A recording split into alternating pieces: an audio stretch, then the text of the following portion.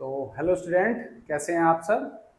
तो आशा करता हूं कि आप सब बहुत अच्छे होंगे। तो देखिए, कल जहां पर हमने इस टॉपिक का एंड किया था, जो आपका चैप्टर है partial differential equation of second order with variable coefficient, इसका अब जो आपका आज लास्ट टॉपिक है इस चैप्टर से, और ये है आपका जो टॉपिक है canonical forms, method of transformation. यानी कि हमें एक इक्वेशन दी हुई होगी और उस इक्वेशन को हमें कैनोनिकल फॉर्म में चेंज करना होगा। तो आज देखिए, ये क्वेश्चन बहुत ही ज़्यादा लेंथी होते हैं, बहुत बड़े होते हैं, लेकिन इसमें अगर हम स्टेप बाय स्टेप इसे अगर हम करते हैं तो बहुत आसानी के साथ कर सकते हैं।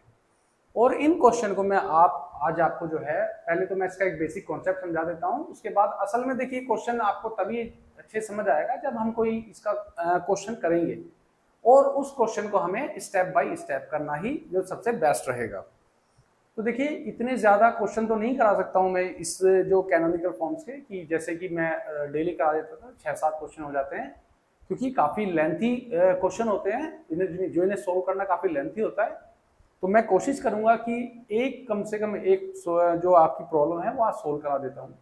और अगर हमें टाइम रहा क्लास के लिए तो कल देखते हैं एक प्रॉब्लम और करा देंगे, क्योंकि देखिए ज़्यादा से ज़्यादा हम वीडियो आधे घंटे की बना सकते हैं, और आधे घंटे में ये क्वेश्चन लगभग 20 से 22 मिनट 25 मिनट के क्वेश्चन लेता है। तो 2 क्वेश्चन कराने में अगर हम कराने की कोशिश करते हैं तो 45 मिनट 50 मिनट के करीब हो जाएगा, और वीडियो काफ़ी लेंथी हो जाएगा। और देखिए, आप और हम सब क्या है, एक मिडिल क्लास है, और हमारा जो इंटरनेट डेटा है वो केवल 1.5 GB तक ही सीमित होता है मोस्ट ऑफ के साथ में। तो उसके लिए कि क्या है, तो हम इसलिए वीडियो थोड़ा छोटी बनाते हैं।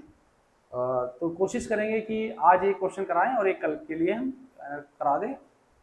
तो चलिए, अभी पहले हम इसका एक बेसिक कॉन्सेप्ट पर देखते हैं। देखिए, canonical forms, method of transformation.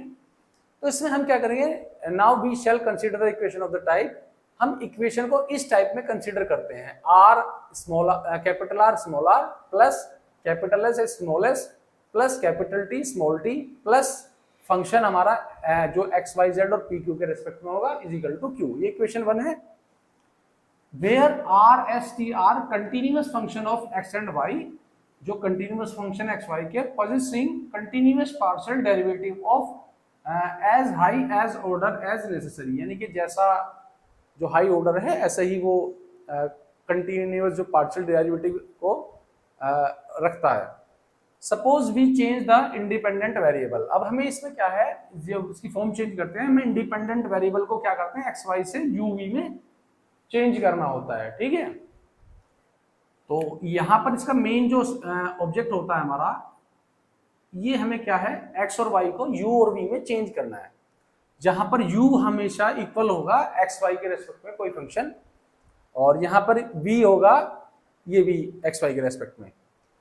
फिर हमें क्या है, यहाँ पर जो है p के लिए, p को चेंज करके हमें ऐसे चेंज करना है। तो मैं आपको यहाँ डायरेक्ट लिख के दे रहा हूँ, p क्या होता है, dz अपॉन dx होता है। तो हम क्या करते हैं, dz अपॉन dx और du से मल्टीप्लाई, du से डिवाइड, और इन्हें अलग अलग करके लिख देते हैं सेम v के साथ। तो इस तरह से क्या है, ये फंक्शन जो p को है ना, हम अगर जो क्रैक करेंगे इस तरह से करेंगे।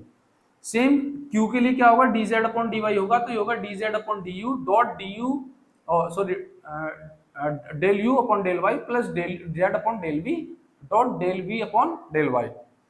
यहाँ डेल अपॉन डेल एक्स क्या होगा, del you upon del X dot del upon del you plus del we upon del X dot del upon del we. Same del upon del Y होगा, और इन सब की जब ये पी क्यू और ये डेल अपॉन डेल एक्स हमारे पास होगा और डेल अपॉन डेल वाई, इनकी हेल्प से हम सेम ऐसे ही अकॉर्डिंग टू क्वेश्चन हम आर एस और टी फाइंड करेंगे। और इस आर एस टी को फाइंड करने के बाद में हम इन सब चीजों को, हम जो ये फंक्शन है जैसे कि P Q R S T, जब हम ये सब निकाल लेंगे तो इन सब की वैल्यू को यू वी में चेंज करके जब हम फाइंड करेंगे तो इन सबको इक्वेशन जो आपकी 1 है उसमें पुट कर देंगे। ठीक है, और आपका सॉल्यूशन आ जाएगा। ठीक है, यानी कि हमें क्या करना है, ये इक्वेशन हम मान के चलते हैं, और हम जो है इस फंक्शन को, इसके कुछ स्टेप्स होते हैं जो जब हम क्वेश्चन करेंगे तभी आपको अच्छे से समझ आ जाएगा। हमारा मेन इसमें ऑब्जेक्ट क्या होता है कि हमें इक्वेशन की इस फॉर्म में पी क्यू और जो हमारा आर एस टी है, अकॉर्डिंग टू इक्वेशन उनकी वैल्यू फाइंड करके हमें वापस इसी इक्वेशन में रख देनी होती है। बेसिक सी चीज तो ये है इसकी, लेकिन क्वेश्चन के थोड़ा सा लेंथी होता है और उस लेंथी में मैं आपको स्टेप बाय स्टेप बताऊंगा ताकि आपको अच्छे से याद रहे। तो फिलहाल आप अब इसका अगर स्क्रीनशॉट लेना चाहें तो स्क्रीनशॉट ले लीजिए। इसी के साथ अब हम मिलते हैं आपको प्रॉब्लम के साथ में।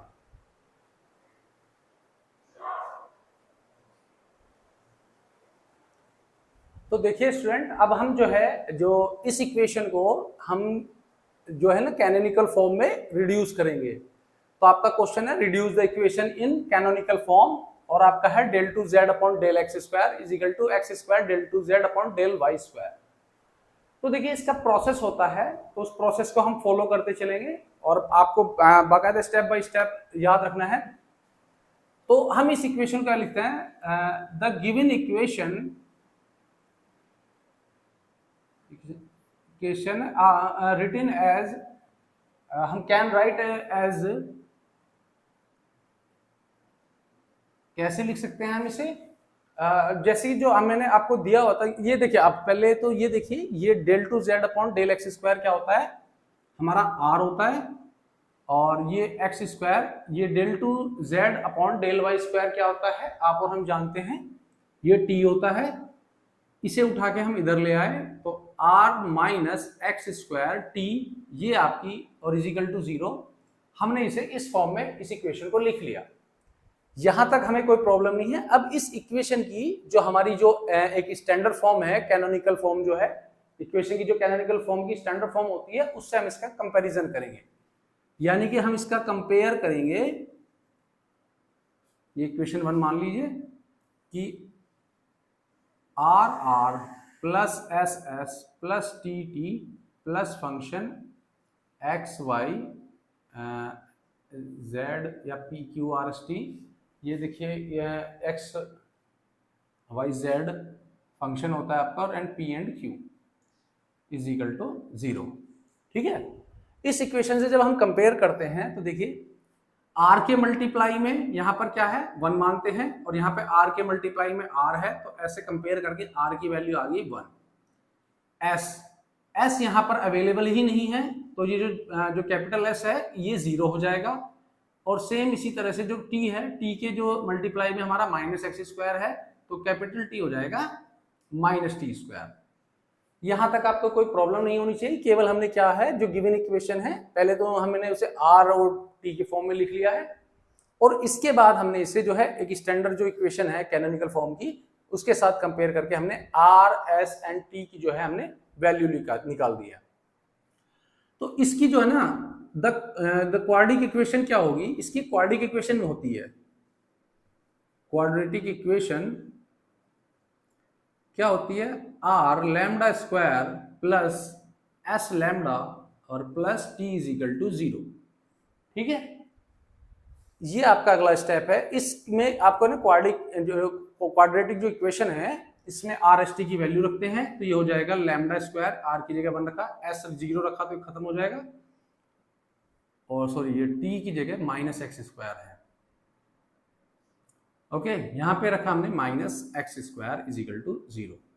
ये एक्स स्क्वायर उधर चला गया तो ये हो जाएगा आपका प्लस का एक्स स्क्वायर। अगर हम रूट कर लेते हैं, अंडर रूट कर लेते हैं, तो ये हो जाएगा प्लस माइनस एक्स, यानी लैम्डा की वैल्यू जो है प्लस माइनस आ गई है। तो यहाँ पर जो लैम्डा की जो वैल्यू आती है, इसमें एक वैल्यू लैम्डा 1 होगी, ये होगी प्लस का एक्स, और एक वैल्यू लैम्डा 2 होगी, ये होगी माइनस का एक्स। यहां तक कोई प्रॉब्लम नहीं होनी चाहिए आप लोगों को। इसके साथ ही अब इसकी जो द इक्वेशन क्या होगी, द इक्वेशन ये होगी आपकी D Y upon D X plus lambda 1 is equal to 0 and D Y upon D X plus lambda 2 is equal to 0। ठीक है, अब जब इन इक्वेशन को में क्या है, हमें लैम्डा 1 और लैम्डा 2 की केवल वैल्यू रख देनी है। तो D Y upon D X और लैम्डा 1 की जगह हमने रख दिया है plus X is equal to 0 and यहाँ पर D Y upon D X यहाँ पे रख दिया minus X is equal to 0। ठीक है, अब इसका जो है ना हम इसे फॉर्म में लाके जो इसे क्या है एक्स को उधर ले जाएंगे और ये माइनस एक्स हो जाएगा और डी एक्स डिवाइड में है, इधर मल्टीप्लाई में हो जाएगा। एंड सेम ऐसे ही यहाँ पे करेंगे, ये माइनस एक्स उधर जाके प्लस एक्स हो जाएगा और डी एक्स हो जाएगा। अब ये इस फॉर्म में ले आए। अब हम इसका क्या करते हैं, नीचे आ रही जगह, हाँ जी, तो इंटीग्रेट कर देते हैं इसे, इंटीग्रेट कर देते हैं, ठीक है। इंटीग्रेशन जब हम इसका कर देते हैं, देखिए ये हो जाएगा y, ये x का हो जाएगा आपका माइनस का एक्स स्क्वायर बाई 2 और प्लस में कोई कांस्टेंट, एंड ऐसे हो जाएगा y यहाँ पर, ये हो जाएगा एक्स स्क्वायर बाई 2 और प्लस में कोई कांस्टेंट, ठीक है।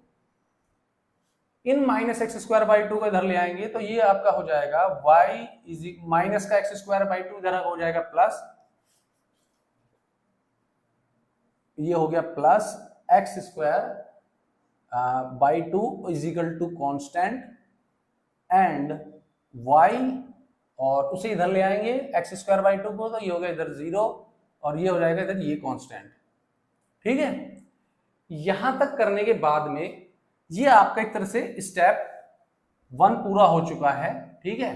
आप चाहें तो इसे स्टेप 1 तक ही कह सकते हैं कि भाई आपका ये हाफ क्वेश्चन अभी जो है हो गया है, ठीक है। और इस क्वेश्चन के बाद में है ना, देखिए अभी एक बार आप दोबारा से एक बार इसे चेक कर लीजिए, अभी आपका केवल आधा ही क्वेश्चन हुआ है, ध्यान रखिएगा। आपका जो है क्वेश्चन दिया होता है reduce the equation in canonical form और d2z upon dx square is equal to X square del 2z upon del y square. The given equation can write as, हम इसे लिख सकते हैं, इसे r और ये t, इसे उठा के इधर ले आए तो अब इक्वेशन की फॉर्म ये आ गई। अब इस इक्वेशन की फॉर्म का जो इसकी कैनोनिकल फॉर्म का जो स्टैंडर्ड फॉर्म होता है वो उससे हम कंपेयर कर देते हैं R R plus S S से करके। तो आर एस और टी की वैल्यू हमने फाइंड कर दी, इससे आर एस टी की वैल्यू से इसकी क्वाड्रेटिक इक्वेशन बनाते हैं, क्वाड्रेटिक इक्वेशन। यहाँ पे आर एस टी की वैल्यू रख के ये इक्वेशन है, इसमें लैम्डा की वैल्यू प्लस माइनस एक्स आई, तो जिसमें एक वैल्यू लैम्डा 1 होगी, दूसरी वैल्यू लैम्डा 2 होगी। फिर इक्वेशन जो होती है इसकी D Y upon D X plus lambda 1 और dy upon dx plus lambda 2 होती है। इसे हमने सोल्व करके हम यहां तक ले आए हैं और हमारे पास y plus X square by 2 is equal to constant और y minus x square by 2 is equal to constant हो गया। ये यहां तक आपका जो है हाफ क्वेश्चन हो गया है। और ये जो आपका जिसे कहते हैं ना कि अभी तक आप केवल आधे रास्ते तक ही आए हैं। इसके बाद जो है इसमें हमें अब इसका जो ट्रांसफॉर्मेशन करना शुरू करना है। तो देखिए सबसे बड़ी बात है कि ट्रांसफॉर्मेशन करने में हमें तो इसमें जो x और y की जो वेरिएबल है ना u और v में जो चेंज करना है, तो इसके लिए लैंग्वेज में आप लिख सकते हैं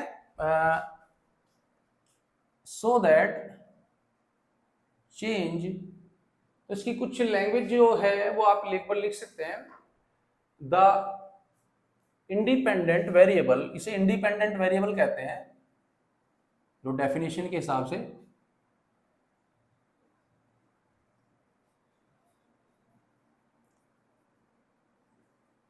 इंडिपेंडेंट वेरिएबल आप from X Y to U we,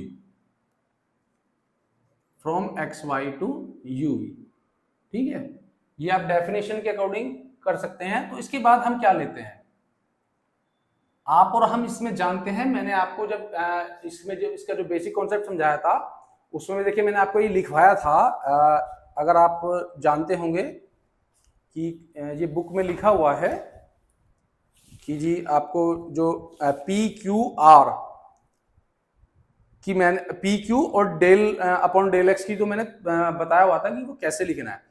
लेकिन यहाँ पर उसे जो का त्यों नहीं हम अप्लाई कर सकते हैं, हमें यहाँ पर अकॉर्डिंग टू क्वेश्चन ही हमें पी क्यू और डेल अपॉन डेल एक्स की वैल्यू निकालनी है। उसके बाद हमें आर एस और टी की वैल्यू निकालनी है।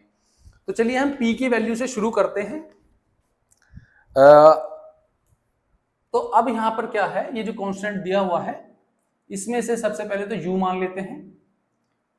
इसे u तो ये हो जाएगा u is equal to y plus X square by 2 and इसे v मान लेते हैं इस कांस्टेंट की जगह पर y minus x square by 2, ठीक है। इसे मानने के बाद में अब हम आपको p की वैल्यू निकालना शुरू करते हैं, ठीक है। p की वैल्यू आप जानते हैं कि क्या होता है del z upon del x, और फिर मैंने आपको जो इससे पहले ही समझाया था बेसिक कॉन्सेप्ट में, क्या करना है हमें, del Z upon del you dot del you upon del X plus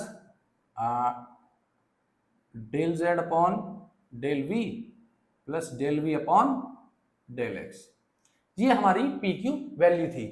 अब हम यहाँ पे क्या करेंगे, देखिए del Z upon del U क्या होगा, del we upon del X, del you upon del X हम कहां से निकालेंगे, इसका अगर हम डिफरेंशियल कर देते हैं तो देखिए क्या होगा, x के रेस्पेक्ट में डिफरेंशियल कर देंगे तो y तो 0 हो जाएगा और ये हो जाएगा y स्क्वायर का x स्क्वायर का हो जाएगा 2x, 2 से 2 कैंसिल हो जाएगा।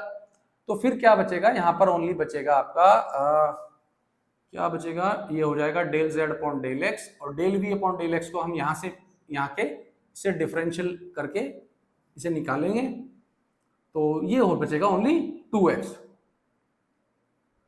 सॉरी 2x नहीं 2x आ जाएगा, 2 से 2 कैंसिल और ये बचेगा x, और ये del z upon del v, और del v upon del x यहां से हो जाएगा x के रेस्पेक्ट में y 0 और ये हो जाएगा माइनस x। ठीक, तो यहां से p की वैल्यू आ जाएगी del z upon del x, और ये माइनस का x हो गया, या अगर हम x कॉमन निकाल देते हैं यहाँ पर तो ये हो जाएगा del z upon del x, और ये माइनस यहाँ पर आ जाएगा, और del z upon del x नहीं, ये हो जाएगा डेल u और del z upon del v। ये यहाँ से अभी हमारी आई है p की वैल्यू। ठीक है, इसे हम इक्वेशन 2 समथिंग कुछ भी मान लें। इसके बाद हमें निकालनी होती है q। अभी हम q को जानते हैं कि क्या होता है, q होता है हमारा del z upon del y, same इसी में ट्रांसफॉर्म करेंगे del z upon del u और del u upon del y plus del z upon del v, sorry ये प्लस नहीं यहाँ डॉट होगा, del v upon del y।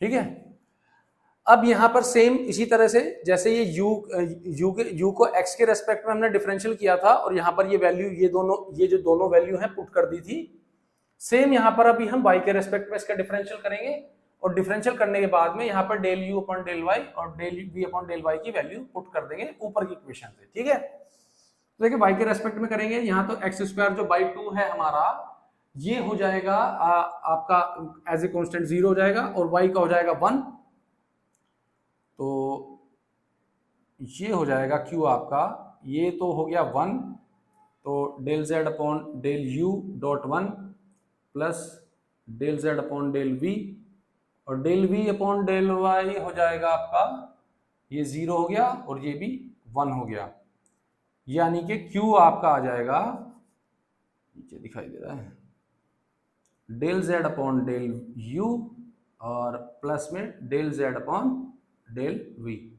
ठीक है, देखिए क्वेश्चन अभी भी पूरा नहीं हुआ है तो आप पहले तो इतने हिस्से का स्क्रीनशॉट ले लीजिए, इसके बाद हम आगे चलते हैं क्वेश्चन में। ठीक है,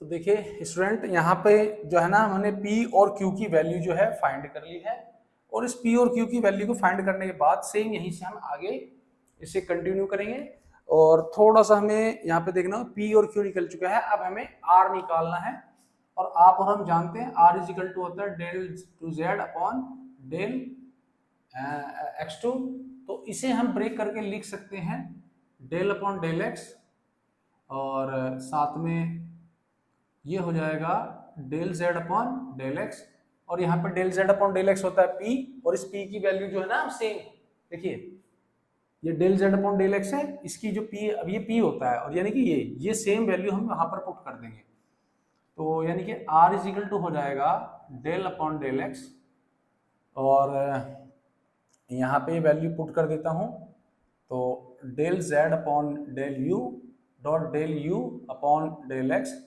plus del z upon del v del डेल v अपॉन डेल x। ठीक है, इसके बाद हम इसका जो है डिफरेंशियल अब करने की कोशिश जो करते हैं, देखिए बहुत ही लंबा प्रोसेस है, तो देखिए मैं थोड़ा सा कुछ शॉर्ट में करने की कोशिश करूंगा। अब यहाँ पर जो है इसके जो है ना, आप जो डिफरेंशियल करना शुरू करते हैं, तो अभी हमने क्या है ना, जो D U upon D X की जो और D V upon D X की जो हमने वैल्यू फाइंड की थी कि प्लस एक्स और माइनस एक्स, वो यहाँ पर रख देते हैं। ये यहाँ पर प्लस एक्स होता है और ये हो जाएगा del Z upon del you और प्लस एक्स और plus del Z upon del we और ये हो जाएगा हमारा माइनस एक्स। इस एक्स को हमने कॉमन निकाल दिया है, तो डेल अपॉन डेल एक्स और एक्स रहा यहाँ पे बाहर और ये हो जाएगा del Z upon del you और प्लस माइनस माइनस और ये होगा del Z upon del V. अब इसका क्या है, ये डिफरेंशियल होना है, इसे हम इस तरह से लिख देते हैं। तो इसका डिफरेंशियल क्या करते हैं कि जैसे फर्स्ट और सेकंड फंक्शन ऐसे एज्यूम कर लेते हैं हम इसका, ठीक है। और जब हम इसका करते हैं तो हम फर्स्ट फंक्शन को ऐसे ही छोड़ देते हैं, तो x लिख दिया, और सेकंड फंक्शन का हमने डिफरेंशियल करते हैं तो डेल अपॉन डेल x, इसका हो जाएगा del z upon del u। तो अभी हम ऐसे ही रख रहे हैं और यहाँ पर जो अब जो प्लस है x का हम डिफरेंशियल करेंगे तो 1 हो जाएगा और इसे ज्यों का त्यों रख देंगे, del z upon del u और minus del z upon del v, ठीक है। और ये यहाँ तक हो गया। तो ये तो अब आपका सिंपल अलग हो गया, लेकिन अब इसका जो डिफरेंशियल अब हमें जो करना है, इसका थोड़ा सा अब हम क्रिएट करते हैं। देखिए अब एक बात बताइए, इसे आप सोल्व कर सकते हो तो ठीक है, मैं आपको शॉर्ट में कर देता हूं, लेकिन चलिए एक क्वेश्चन करा रहे हैं तो इसमें हम थोड़ा सा इसे पूरा ही कर देते हैं। तो इसकी तो 1 में मल्टीप्लाई हो गई और उसके बाद में जो है ना आप इसके अंदर मल्टीप्लाई करके इसे लिख देते हैं और ये आपकी जो है ना वैल्यू यहां पर आ जाएगी, ठीक है।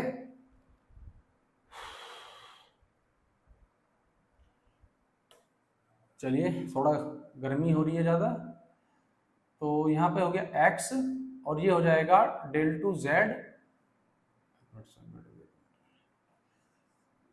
एक काम कीजिए, आप अभी यहाँ तक ही से ब्रेक लीजिए इसका थोड़ा सा, एक बार थोड़ा पानी पी लेते हैं।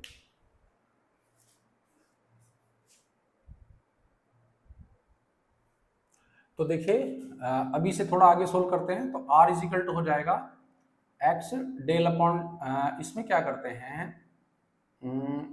हम इसे u और v की फॉर्म में हम जो है ना इसे लिख लेते हैं, ठीक है। तो डेल अपॉन डेल u और ये हो जाएगा del z upon del u minus del z upon del v और यहाँ पर डेल u से मल्टीप्लाई और यहाँ पर ऊपर भी ऐसे किया और ये डेल x को यहाँ पे नीचे लिख दिया। सेम इसे दोबारा करते हैं प्लस और यहाँ पर ये x को बाहर रखते हैं और ये हो जाएगा सेम आ गई del u upon del v और ब्रैकेट में हम बंद कर देते हैं del z upon del u minus del z upon del v और यहाँ पे जैसे अलग अलग करने के लिए del v upon del x यहाँ पे हो गया। साथ में हमारा ये प्लस चल रहा है del z upon del u minus del z upon del v, ठीक है।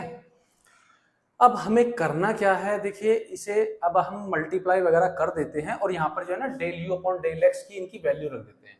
तो देखिए del u upon del x की वैल्यू x होती है, डेल v अपॉन डेल ये हम y कर देते हैं, ठीक। डेल y इसकी वैल्यू क्या होती है, माइनस x होती है, डेल x ही रहने देते हैं, डेल x रह गए ये माइनस x होती है, ठीक। हमने यहाँ से निकाला था कि del u upon del x और del v upon del x की वैल्यू, तो यहाँ पे x और ये माइनस x, तो इसे कॉमन निकाल लेंगे, तो r is equal to common निकाल लिया x बाहर तो x स्क्वायर हो जाएगा और यहाँ पर ये रह जाएगा डेल अपॉन डेल u और इसके अंदर मल्टीप्लाई कर देते हैं इन दोनों में, तो इसे मल्टीप्लाई होने के बाद हो जाएगा, मैं थोड़ा नीचे लिखता हूँ, x तो वो कॉमन निकाल लिया, ये हो जाएगा x स्क्वायर और डेल अपॉन यहाँ पे फर्स्ट मल्टीप्लाई करिए del two upon del z और डेल u स्क्वायर माइनस यहाँ जाएगा del two z upon del u del v, ये हमारा प्लस x रखा था वो कॉमन हम ले चुके हैं ऑलरेडी, और यहाँ पर इसके अंदर मल्टीप्लाई करते हैं plus del two Z upon del you del we और minus del two Z upon del V का स्क्वायर। और यहाँ पर हमने माइनस एक्स रखा था, वो एक्स तो कॉमन चला गया बट माइनस हमारा यहाँ पर आ गया, ठीक है ओके। और अभी हमारी दो मल्टीप्लाई होगी और प्लस में हमारा del Z upon del you और माइनस में del Z upon del V ये रखा हुआ है। इसमें ये कैंसिल हो गया और आर की वैल्यू आ जाएगी आपका x square bracket del two Z upon del you square और माइनस में del two Z upon del we square plus del Z upon del you minus del Z upon del we, ठीक है। ये are की value आ गई, इसे third मान लेते हैं। हमारा पी और क्यू, सॉरी क्यू की वैल्यू को हम 3 मान लिया था, इसे अब हम 4 मान लेते हैं। हमने क्या करा था, जो जहां तक मैंने स्टेप 1 बताया था वहां तक निकालने के बाद में हमने इस फंक्शन को जो है जो इन्हें u और v में चेंज किया था। इसके अकॉर्डिंग हमने p की वैल्यू निकाली, जहां से हमने du अपॉन dx की वैल्यू यहाँ पर रखी और v अपॉन dx की वैल्यू यहाँ पर रखी। इससे हमने इसके अकॉर्डिंग इन दोनों के अकॉर्डिंग p की वैल्यू निकाली, फिर q की वैल्यू निकाली, सेम हमने यहाँ पर r की वैल्यू निकाली। लेकिन अभी हमारे यहाँ पर एक चीज बचा हुआ, देखिए क्वेश्चन लिखा हुआ है जैसे r minus x square upon T, यानी t की वैल्यू अभी हमारे पास शेष है और t की वैल्यू हमें अभी निकालनी है। तो मैं इसे रब कर देता हूं और t की वैल्यू देखिए सेम इसी तरह से थोड़ा लंबा पड़ेगा, बट अगर आप चाहें तो उसे डायरेक्ट लिख सकते हैं। कैलकुलेशन तो देखिए बहुत बड़ी पड़ेगी क्योंकि एक बड़े क्वेश्चन है। तो अब हम जो है इसमें आर की वैल्यू निकालते हैं और आप और हम जानते हैं, देखिए आर क्या होता है, सॉरी आर की वैल्यू हम निकाल चुके हैं, टी की वैल्यू निकालते हैं और टी हमारा होता है del two Z upon del Y square, del Y square. इसे हम चाहें तो ऐसे लिख सकते हैं डेल अपॉन डेल वाई और del Z upon del y, और यहाँ पर del Z upon del y यानी ये जो क्यू हो गया है, और हम यहाँ पर इसमें क्यू की वैल्यू को पुट कर देते हैं। और हमने अभी अभी जो है इसमें क्यू की वैल्यू को क्या माना था, जो हमने अपने बेसिक कॉन्सेप्ट में लिखाया था, देखिए ये बुक में लिखा हुआ है जो हमारा बेसिक कॉन्सेप्ट है ना, जो मैंने ये आपको नोट डाउन कराया था। इसमें क्यू की जो वैल्यू होती है वो होती है डेल टू जेड, सॉरी ये यहाँ पर रखने d z upon d y, ये क्यू की जो वैल्यू है तो हो गया डेल अपॉन डेल वाई और ब्रैकेट में del Z upon del you dot del you upon del y और प्लस में del Z upon del v and del we upon del y, ठीक है। सेम यहाँ पर ये सिचुएशन आ गई है, यहाँ पर del you upon del y की वैल्यू अकॉर्डिंग टू उसके हमारा आ जाएगा +1 और यहाँ पर del we upon del y की वैल्यू भी आ जाएगी हमारी, क्या आ जाएगी +1, क्योंकि हम उसमें वो पहले निकाला था, हमने क्यों निकाला था, ठीक है। तो यहाँ पे हो गया हमारा डेल अपॉन डेल वाई, तो ये हो जाएगा del Z upon del you plus del Z upon del we, ठीक है। अभी आप भी सोच रहे होंगे कि बड़ा लंबा क्वेश्चन है, देखिए इसमें मेन जो है लेंथी जो प्रोसेस है वो पी क्यू आर टी जो आपकी जो है ना उसे निकालने की है। तो इसे जो है ना हम थोड़ा सा अब मल्टीप्लाई करके हम लिख देते हैं, जैसे कि ये हो गया जो हमारा है डेल अपॉन डेल यू और del Z upon del v u plus del Z upon del we, और यहाँ पे हो जाएगा डेल यू से डिवाइड और मल्टीप्लाई वाला हिसाब करके और del y. Del you upon del y क्या होता है हमारा, आप और हम जानते हैं कि हमने ये 1 निकाला था और 1 निकालने के बाद में इनका मल्टीप्लाई कर देते हैं, del z del u v सही लिखा है, यू से मल्टीप्लाई करें वी से,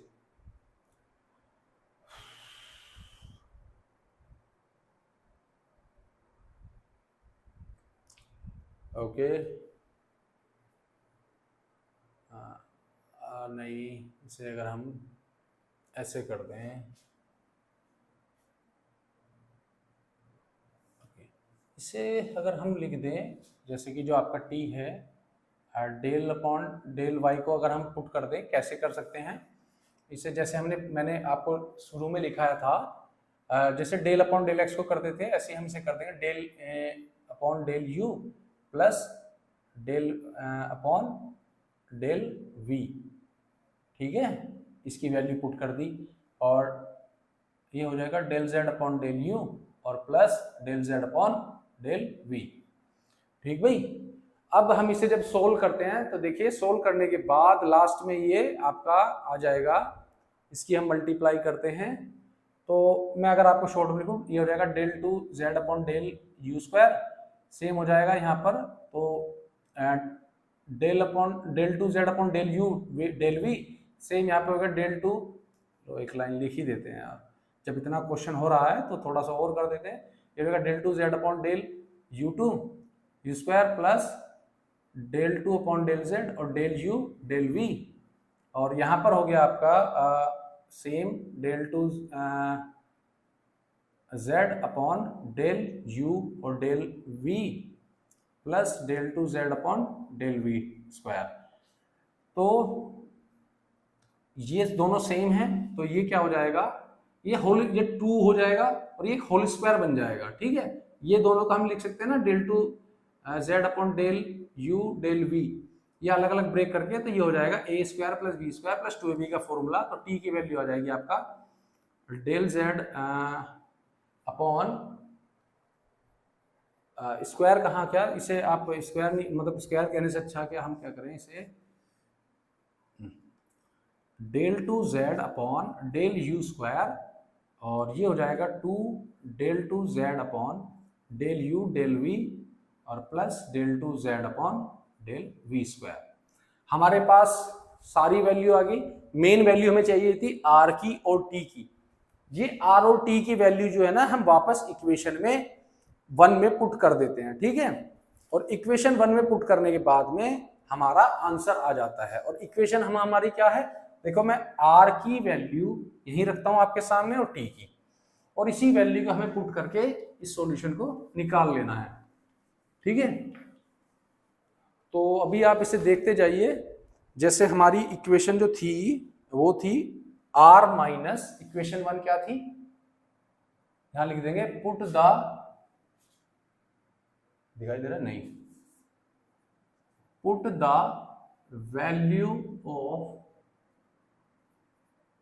of r and t in equation 1। ठीक है, इक्वेशन 1 हमारी जो मेन प्रॉब्लम थी, जहां पे हमने छोड़ा था इसे r minus x square t is equal to 0, r की वैल्यू यहां से पुट करी और टी की वैल्यू यहां से पुट करी, और साथ में इसे फिर अब इसे सोल्व करते हैं, तो आर की वैल्यू रख देते हैं X square del two Z upon del U two U square minus del two Z upon del we square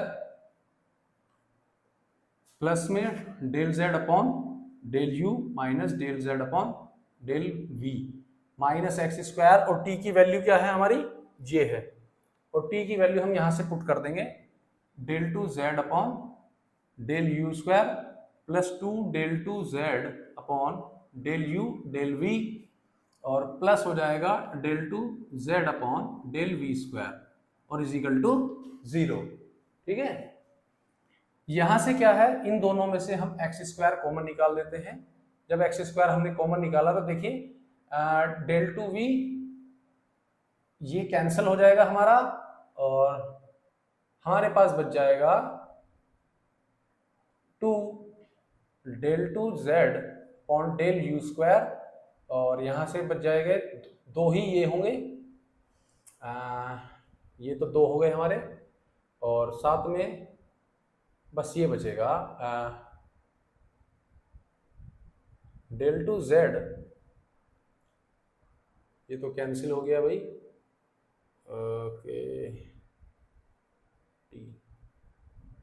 ये हमारे 2 हो गए, ये कैंसिल हो गया, और ये बचेगा del two z del two u और डेल वी, ओके, और ये बचेगा प्लस का del two z del you minus del Z upon del v is equal to 0। अब इसे आगे कैसे सोल्व करना है, देखिए इसे जो आगे है ना, अब हम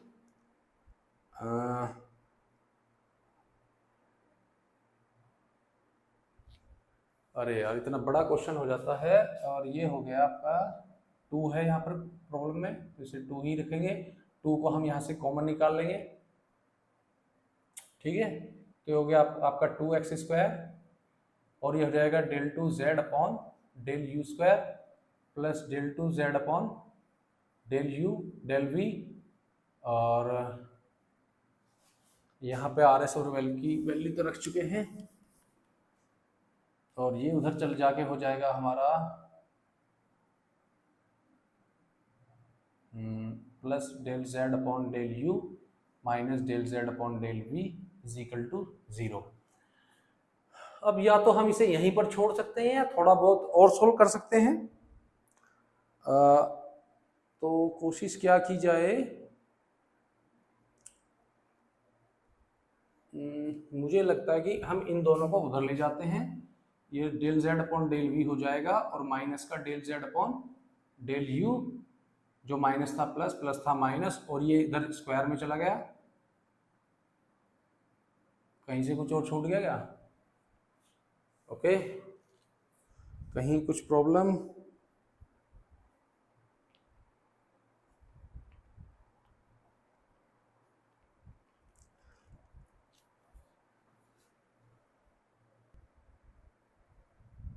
तो देखिए स्टूडेंट, इसे थोड़ा सा भी कैलकुलेशन और लंबा पड़ेगा और हमारी वीडियो थोड़ा लंबी होती जा रही है। तो दरअसल में अब इसके जो आंसर है हम डायरेक्ट वही देख लेते हैं, और अब हम उसे लिख देते हैं। इसमें केवल है ना, हमें r और t की वैल्यू पुट करने के बाद जैसे सोल्व कर चुके हैं, अगर हम चाहे तो यहीं पर छोड़ सकते हैं इसे और इसका सोल्यूशन हो जाएगा लगभग। बट अगर इसका जो जैसे कि आपका बुक के में आंसर दिया हुआ है वो आपको दिया हुआ है del 2z upon del u del v is equal to है 1 अपॉन 4x² और del z upon del u minus del z upon del v, ठीक है। और यहां पर जो है, जो x की जो वैल्यू रखते हैं हम, x को हम u माइनस v भी पुट कर सकते हैं। तो ये हो जाएगा del 2z upon del u del v और 1 अपॉन 4, और इसे हो जाएगा u माइनस v का स्क्वायर और del z upon del u minus del z upon del v, ठीक है। आपके ये जो है सॉल्यूशन है दोनों। और देखिए इसमें कैलकुलेशन बहुत लंबी थी और ये एग्जाम में जो है ना ये क्वेश्चन काफी आया हुआ है, और इसमें से क्वेश्चन लॉन्ग क्वेश्चन काफी आता है। तो ये था आपका जो कैनोनिकल फॉर्म। इसमें सबसे पहले हम क्या करते हैं, उसकी जो स्टैंडर्ड इक्वेशन से पहले RST में चेंज करने के बाद स्टैंडर्ड इक्वेशन से हम कंपैरिजन करते हैं, RST फाइंड करते हैं। और RST फाइंड करने के बाद में हम क्या इसमें करते हैं, सबसे पहले एक क्वाड्रिक इक्वेशन बना लेते हैं। क्वाड्रिक इक्वेशन बनाने के बाद में हम उसमें लैम्डा की वैल्यू आ जाती है, तो उसमें λ1 और λ2 रख लेते हैं और उसका सॉल्यूशन एक इक्वेशन होती है dy upon dx plus λ1 is equal to 0, और फिर होती है dy upon dx plus λ2 is equal to 0। उसका डिफरेंशियल सॉरी इंटीग्रल करने के बाद में हमारा आ जाता है जो क्या क्या बोलते हैं उसे, x और x मतलब x minus y is equal to जो कांस्टेंट जो समथिंग जो आ जाता है, उसे आने के बाद में u जो हमारा हो गया x माइनस वाई हो जाता है। और उसके बाद जो मेन जो प्रॉब्लम आती है, जो मेन जो कैलकुलेशन प्रॉब्लम होती है, वो होती है p, q, r और s और t निकालने। देखिए p और q तो इजीली निकल जाता है, लेकिन सबसे ज्यादा टाइम लगता है r, s और t निकालने में। r में सबसे ज्यादा लगेगा क्योंकि ये हर बार आपको निकालना पड़ेगा। ये अकॉर्डिंग टू जो आपकी जो है नी, जो आपका जो इक्वेशन है उसके अकॉर्डिंग ये आपको निकालना पड़ता है हर बार। और इसे निकालने के बाद में जो है आप इसे जो कैनोनिकल फॉर्म में चेंज कर देते हैं। इसके बाद एक इसका सॉल्यूशन, एक कभी कभी आपसे क्वेश्चन पूछा जाता है कि जैसे कि reduce the equation two the canonical form and solve it. उसमें क्या होता है, आपको देखिए हाँ, इसमें कोई भी हंसने की बात नहीं है। इसमें आपको केवल क्या है ना, ये सॉल्यूशन निकलवाने के बाद भी ये सॉल्यूशन नहीं होता। दरअसल ये क्या होता है, फॉर्म चेंज हुई है, उस फॉर्म चेंज के बाद इसे फिर सोल्व करना पड़ता है। तो असल में ये काफ़ी लॉन्ग क्वेश्चन है और एग्जाम में आते भी हैं। तो ये है आपका partial differential equation of second order with variable coefficient का जो है लास्ट टॉपिक था, और इस टॉपिक के साथ ही आज जो है आपका ये जो चैप्टर नंबर 4 है खत्म हो गया है। और देखिए कोशिश कीजिएगा इसे जो है ना आप इसमें थोड़ा कैलकुलेशन में ध्यान दें। पी क्यू और जो पी और क्यू तो निकल जाता है, आर एस और टी उसमें अगर आप कैलकुलेशन थोड़ा ध्यान देंगे तो इजीली हो जाएगा। और अगर देखिए आप नहीं भी कर पा रहे तो इतना बड़ा क्वेश्चन है कि आपको स्टेप मार्किंग के थ्रू उसमें कुछ ना कुछ नंबर मिलेंगे। और देखिए आपको सॉल्यूशन तो पता नहीं कि आंसर, देखिए वैसे बुक में होता है कि आंसर लिखा होता है, लेकिन नहीं पता है तो आप केवल पी क्यू यहाँ पे जो है ना इक्वेशन 1 में P Q R S T की वैल्यू रख के थोड़ा सा सोल्व करके आप छोड़ सकते हैं। नहीं तो वरना ऐसे आप सोल्व करते जाएंगे काफी लंबा होगा, क्योंकि देखिए जैसा बुक में या एग्जाम्पल में लिखा होता है उस तरह से हम सोल्व नहीं करते, क्योंकि हम डिटेल में थोड़ा सोल्व करते हैं। ठीक, आप और हम जो करते हैं, हम केवल बुक में क्या होता है शॉर्टकट मेथड यूज करते थे, 3-4 लाइनें गायब कर दी जाती हैं, इसीलिए इसमें इतना टाइम लगता है। और हाँ देखिए हम तो क्या करेंगे, हम थोड़ा सा ढंग से सोल्व करते हैं, इसलिए थोड़ा सा टाइम लग जाता है। मैं आपको इसमें कुछ प्रॉब्लम्स जो हैं जो अच्छी प्रॉब्लम है, ज्यादा इसमें क्वेश्चन सोल्व करने की जरूरत नहीं, 4 या 5 क्वेश्चन है, उन्हीं में से रिपीट होकर एग्जाम में आते रहते हैं। तो देखिए इसके बाद हमारा जो चैप्टर नंबर 4 है जो आज कंप्लीट हो गया है, और इसके बाद आपका जो नेक्स्ट चैप्टर है देखते हैं जो नेक्स्ट टॉपिक है वो क्या है। तो नेक्स्ट आपका टॉपिक है, एक बार बुक में चेक करते हैं, मोंगीज मेथड। तो हम कोशिश करेंगे कल जो है मोंगीज मेथड स्टार्ट करते हैं, और मोंगीज मेथड के बाद आपका 5वां टॉपिक होगा, ये चैप्टर 5 होगा मोंगीज मेथड। तो कल इसी के साथ मिलते हैं। तो तब तक आप जो है ना इस क्वेश्चन को ट्राई कीजिए, कम से कम एक प्रॉब्लम तो इसे ट्राई करना बनता है इस प्रॉब्लम के अलावा, और ट्राई करके देखिए कि आप कितना सक्सेस होते हैं इसकी कैलकुलेशन करने में, खासकर आर एस और टी की जो कैलकुलेशन होती है। बाकी क्वेश्चन में है कुछ नहीं है, आपको केवल स्टेप फॉलो करने हैं। और देखिए इतनी बड़ी कैलकुलेशन हो जाती है, थोड़ा बहुत हम भूल जाते हैं कि पीछे क्या था और मतलब कहाँ क्या वैल्यू पुट करनी है, थोड़ा सा कंफ्यूज हो जाते हैं। और देखिए बोर्ड पे थोड़ा सा ज़्यादा कंफ्यूज होता है, लेकिन जब आप अपनी कॉपी में सोल्व करेंगे तो थोड़ा इजीली कर लेंगे, ठीक है। लेकिन इसमें थोड़ा सा टाइम कंज्यूमिंग होता है, और आप इस क्वेश्चन को लेकिन करना जरूर, ठीक। तो कल मिलते हैं नए चैप्टर के साथ में, मोंगीज मेथड, ठीक है। तब तक के लिए अपना ख्याल रखिएगा और पढ़ाई करते रहिएगा।